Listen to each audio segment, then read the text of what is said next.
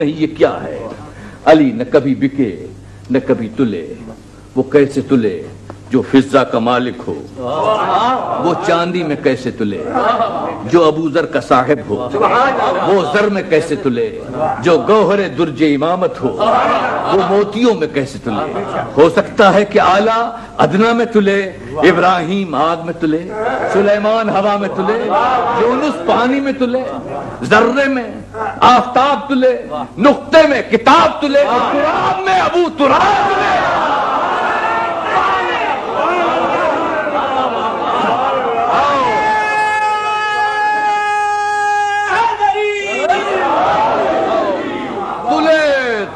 تلے تو مہر نبوت کی ترازو پتلے، اور بکے تو نقد مشیت کی آرزو۔ یہ منزل گزر رہی ہے، یہ منزل گزر رہی ہے۔ اب میں صرف رضا کی بات کر رہا ہوں، تو مجھے یہ کہنے کی اجازت دیجیے کہ جس کے دل پر من الناس من یشی کی مہر ہو، اس میں نفسانیت کہاں؟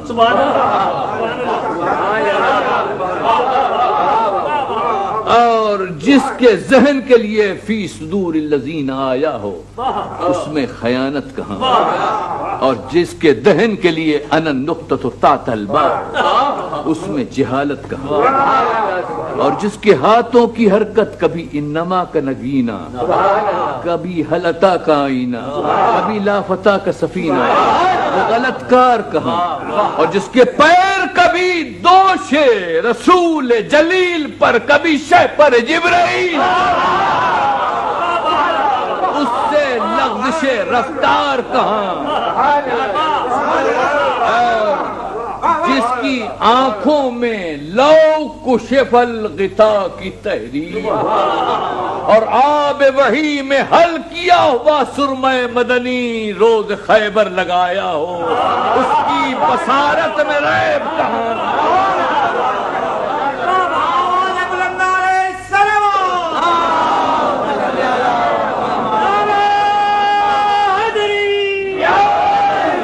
اور جس کے کانوں میں اذن وعیہ کی سند ہو، اس کی سماعت میں عیب کہاں؟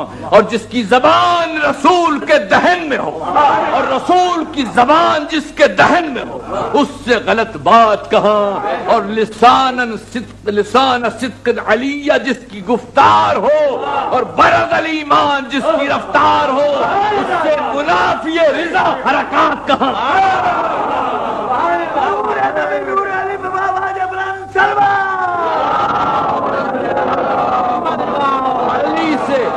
علی سے منافی رضا حرکت نہیں ہوگی۔ علی جب تلوار اٹھائے تو حق ہے،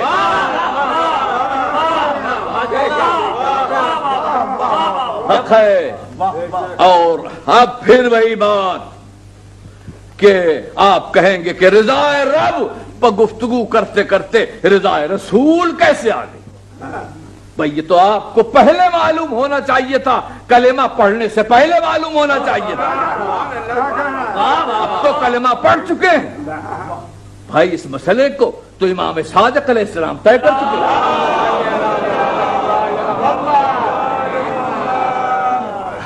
پوچھا یا ابن رسول اللہ، ایک آیت سمجھ میں نہیں آتی، فَلَمَّا سَفُونَ انْتَقَمْنَ مِنْهُمْ فَأَغْرَقْنَاهُمْ أَجْمَعِينَ، کہ اللہ فرماتا ہے کہ جب ہم غمزدہ ہوئے، غضبناک ہوئے، تو ہم نے انتقام لیا اور ان کو غرق کر دیا۔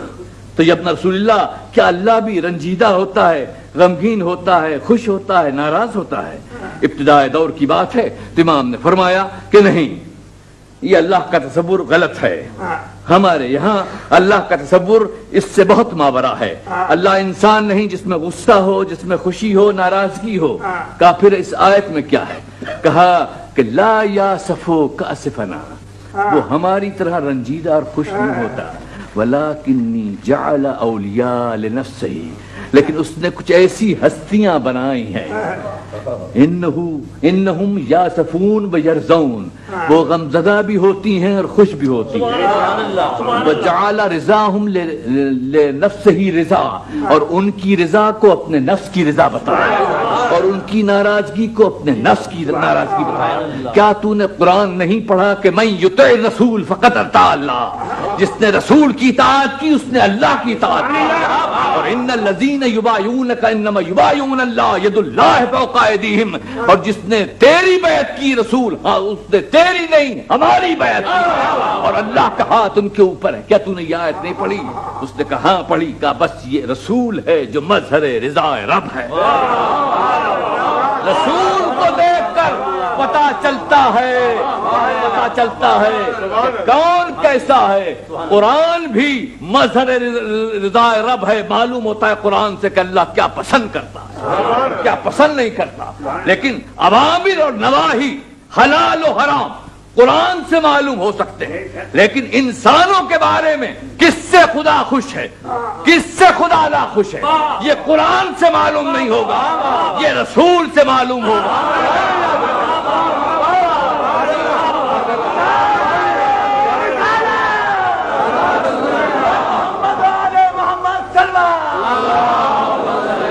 یہ رسول سے معلوم ہوگا کہ کس کو چڑھا رہا ہے، کس کو بڑھا رہا ہے، کس کو دبا رہا ہے، کس کو اٹھا رہا ہے، یہ رسول سے معلوم ہوگا۔ رسول کو دیکھیے۔ اب آپ کا تعاقب سیرت نبی ہونا چاہیے، منزل تعاقب۔ رسول کو دیکھیے، دیکھتے چلیے کس سے خوش ہے۔ آپ ان کے کلمہ گو ہیں نا، لہذا جس سے وہ خوش ہوں آپ اظہار خوشی، اور جس سے وہ ناراض ہے آپ ناراض ہوتے جائیں، چاہے آپ کا دل اس کو کتنا ہی پسند کرے۔ رضا رسول مظہر رضا رب ہے، مظہر رضا رب ہے۔ اور میں دیکھتا ہوں، میرا کام یہی ہے کہ میں تاریخ و سنن اور احادیث میں یہ دیکھتا ہوں کہ رسول کس سے خوش ہے تاکہ میں بھی ان سے محبت کروں، کس سے ناراض ہے تاکہ میں بھی ان سے دور رہوں، کیونکہ رسول کی رضا سب پر مقدم ہے، سب پر مقدم ہے۔ رسول بہتوں سے محبت کرتے تھے، بہتوں کو چاہتے تھے، بہتوں کا خیال کرتے تھے، لیکن پوری تاریخ میں ایک رسول کا کردار صرف ایک ذات کے لیے نظر آتا ہے۔